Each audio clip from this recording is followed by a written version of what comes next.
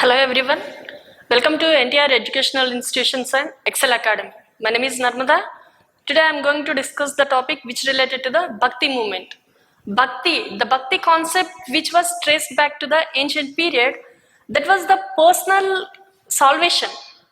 Through the devotion methods, how we had to attain the salvation. That was the concept which was promoted during the Bhagavatism period. The Bhagavad Gita, the Hindu Puranas, at the same time, the Buddhism gave the pathway for the development of Bhakti movement in South India. In the southern part of India, 7th century to the 10th century, in between this period, the Bhakti movement has to be flourished in southern part of India. The Bhakti concept which was promoted by the Alvars and the Nainars, these were the two religious sects which was emerged during the period of Sangam age.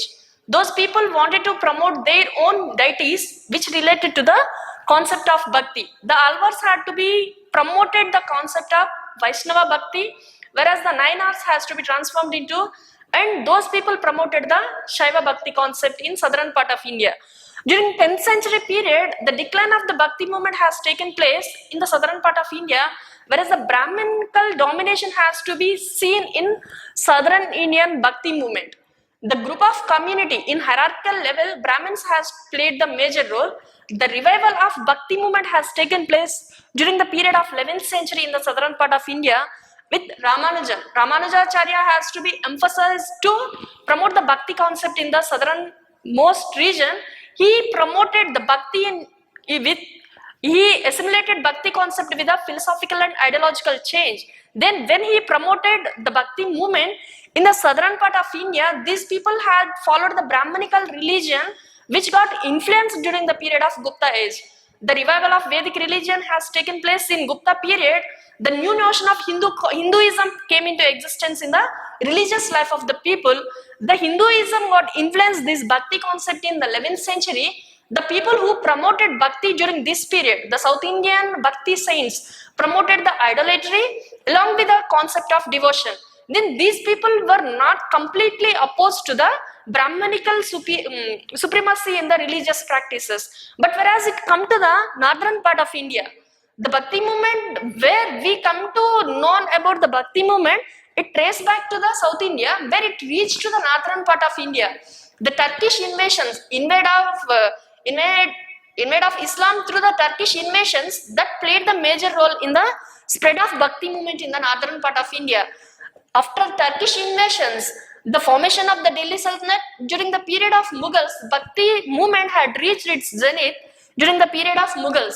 Then this northern part of India, the Bhakti movement has to be regional variations as the geographical things has to be influenced the spread of Bhakti movement in northern part of India. What are the major factors which influence the spread of Bhakti movement in the northern part of India? When we come to know about the southern Bhakti movement and the northern Bhakti movement, there are some similarities we come to see in.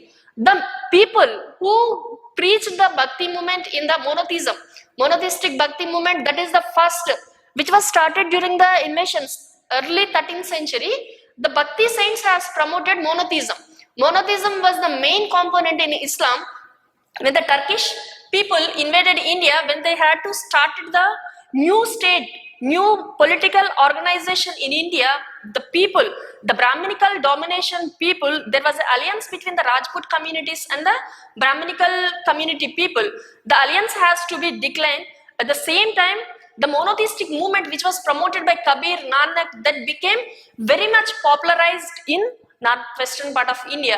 The people had started, Nathpanthi group of the people who started promoting the anti-Brahminical and anti-caste movements during this period. The Bhakti movement has to be related to the monotheism or the non-conformist movements which related to the anti-casteism. At the same time, these people had to promote equality among the religious practices of people who are living in that particular area. At the same time, the social and economical changes which has to be taken place during this period, 14th to 17th century, when the Turkish rule has to be replaced by the Rajput communities and the other local communities, the people has to be moved towards the urban centers. The urban centers became very much flourished during the period of Delhi Sultan rule and the Mughal period. the different artisan communities and the different trade and merchant communities people were lived in town areas where the ruling class has to be lived. Then these people very much attracted to the monotheistic principles which was promoted by the Bhakti science during northern part of India. This was in the northern part of India. We come to know about the monotheistic culture which was developed during this period. Then other people, other than Kabir and Nanak, Chaitanya, like Ramananda, these people promoted Vaishnavism in different regions in northern part of India.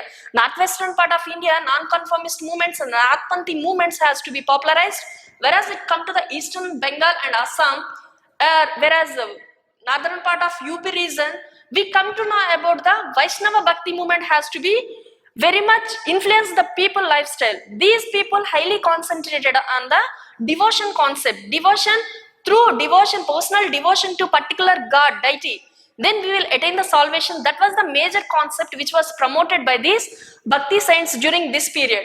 Whereas in the northern part of India, the people, the Bhakti science has to be divided into Nirguna Bhakti science and Saguna Bhakti science.